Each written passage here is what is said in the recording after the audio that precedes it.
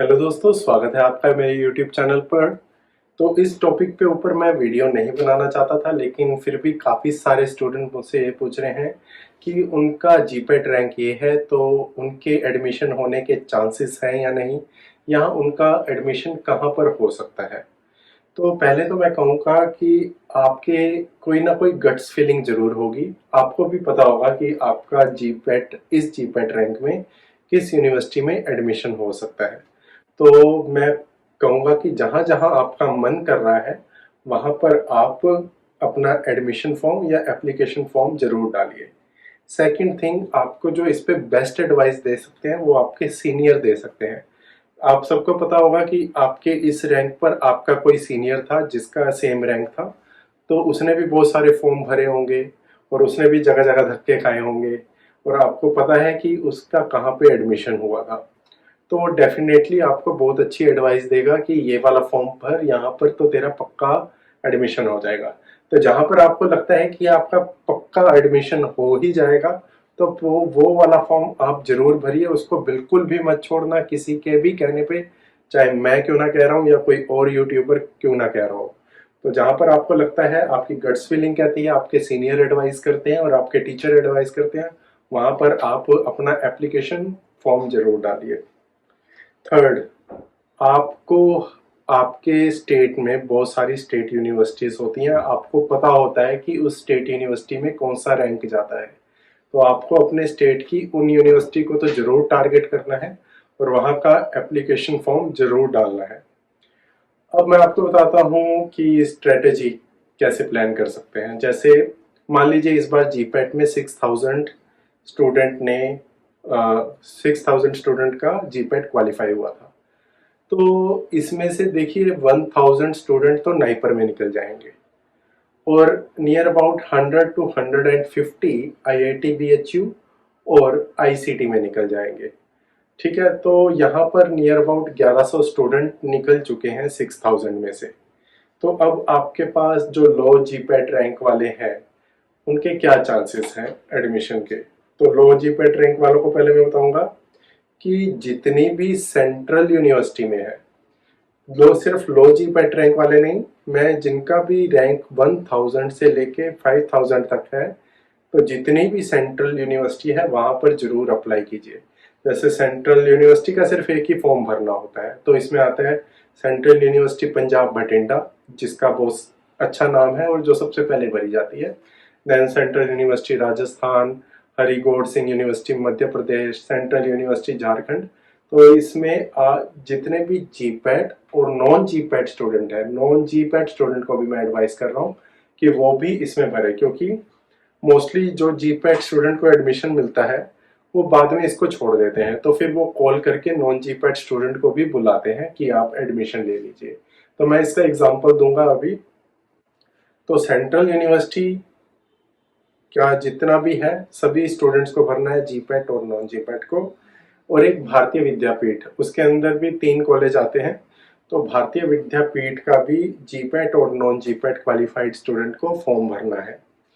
महाराष्ट्र का भी एक एडमिशन होता है, सेंट्रलाइज्ड एडमिशन है, तो उसको भी सभी स्टूडेंट भरिए, जीपैट एंड नॉन जीपैट। और ऐसे ही गुजरात में भी बहुत सारे कॉलेजेस एक सेंट्रलाइज्ड सिस्टम में आते हैं, तो आपको उस पर भी फोकस करना है जिनका जीपैट रैंक बहुत पीछे है। ठीक है, तो अब मैं बात करता हूँ पंजाब की, क्योंकि मैंने बहुत सारे पंजाब के स्टूडेंट के साथ वीडियो बनाई है और उन्होंने मुझे बताया है कि किस रैंक पर यहाँ पर एडमिशन होता है।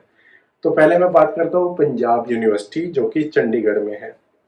तो यहाँ पर मैंने स्टूडेंट से पूछा है कि कितने रैंक पर एडमिशन होता है। उन्होंने बताया कि जनरल रैंक 300 टू 400 तक उन्होंने देखा है, हो सकता है इससे पीछे भी हो।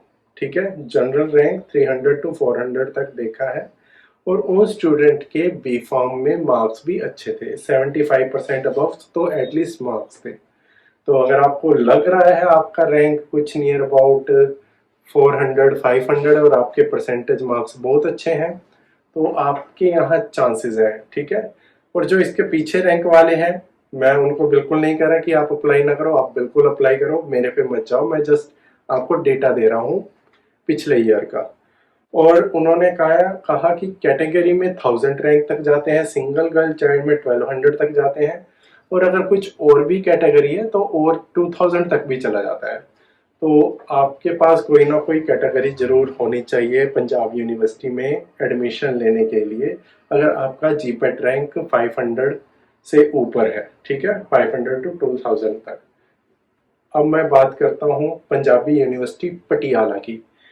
फर्क है, पंजाबी यूनिवर्सिटी चंडीगढ़ में है, देन आती है पंजाबी यूनिवर्सिटी पटियाला। पंजाबी यूनिवर्सिटी पटियाला में 3 तरह का सिस्टम है। एक उन बच्चों के लिए जो पंजाबी यूनिवर्सिटी से ही पढ़े हुए हैं, नंबर 2 जो पंजाब के हैं, जिनके पास पंजाब का डोमिसाइल है, और नंबर 3 आउटसाइड स्टूडेंट जो दूसरे स्टेट से हैं। तो मैं यहाँ पर आउटसाइड स्टूडेंट की बात करूंगा। जो आउटसाइड स्टूडेंट है उनका 1000 रैंक तक यहाँ पर कोर सब्जेक्ट में एडमिशन हो जाता है। 1000 रैंक में कोर सब्जेक्ट कौन से? Pharmaceutics, pharmacology and chemistry. Pharmacognosy का जो एडमिशन जाता है वो 1300 तक जाता है, और फार्मेसी प्रैक्टिस यहाँ पर एक सब्जेक्ट है, उसमें आउटसाइड स्टूडेंट का 1500 तक भी चला जाता है।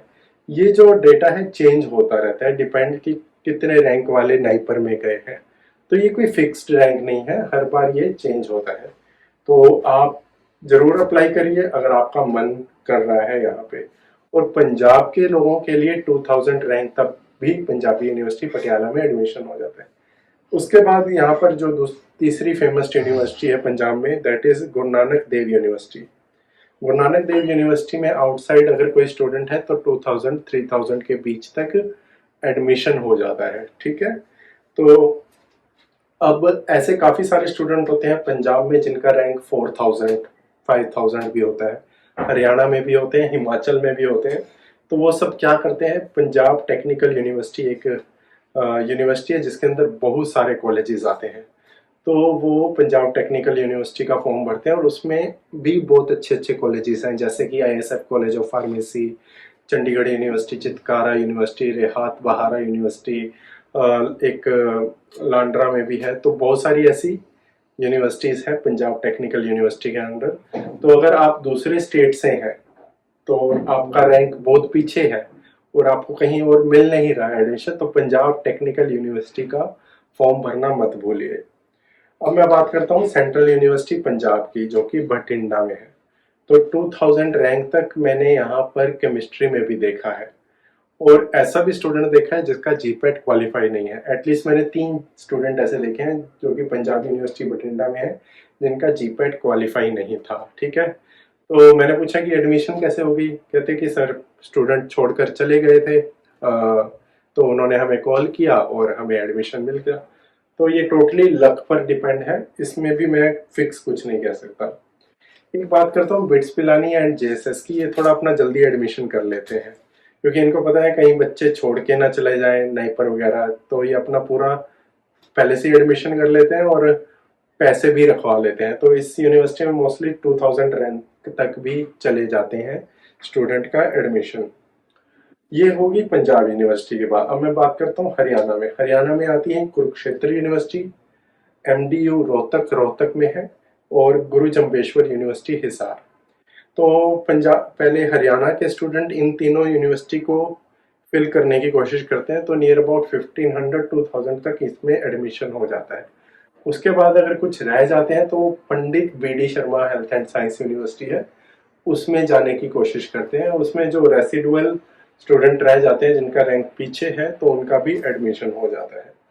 तो ऐसे ही मैं कहना चाहूँगा दोस्तों की ऐसी ही हर स्टेट में बहुत सारी यूनिवर्सिटी होती है जिसका आपको पता है जहाँ पे आपका एडमिशन हो सकता है, तो पहले उनको जरूर फिक्स कर लीजिए। जब वो फिक्स हो जाए तो अच्छी यूनिवर्सिटी की तरफ मूव करिए।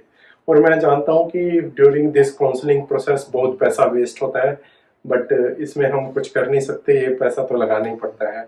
हर स्टूडेंट का नियर अबाउट, जिनका रैंक 2000 के आसपास फंस जाता है, मैं जानता हूँ एटलीस्ट बेचारों का 20,000-30,000 रुपीज़ तो खर्च हो ही जाता है, और ट्रैवलिंग में भी, क्योंकि उनको श्योर नहीं होता, जहाँ अप्लाई करते हैं वहाँ मिल नहीं पाती, तो ये सब चलता रहता है। तो आप कोशिश करिए, अपने गट्स फीलिंग सुनिए, अपने सीनियर की बात मानिए और टीचर पर जाइए। ठीक है, बाकी मैंने कुछ डेटा दे दिया है, अगर सही लगता हो तो ओके, वीडियो को लाइक कीजिए एंड कमेंट सेक्शन में अगर कोई भी ये वीडियो देख रहा हो तो अपनी जगह का भी बता सकता है कि किस रैंक पे वहाँ पे एडमिशन होता है। So thank you for watching this video.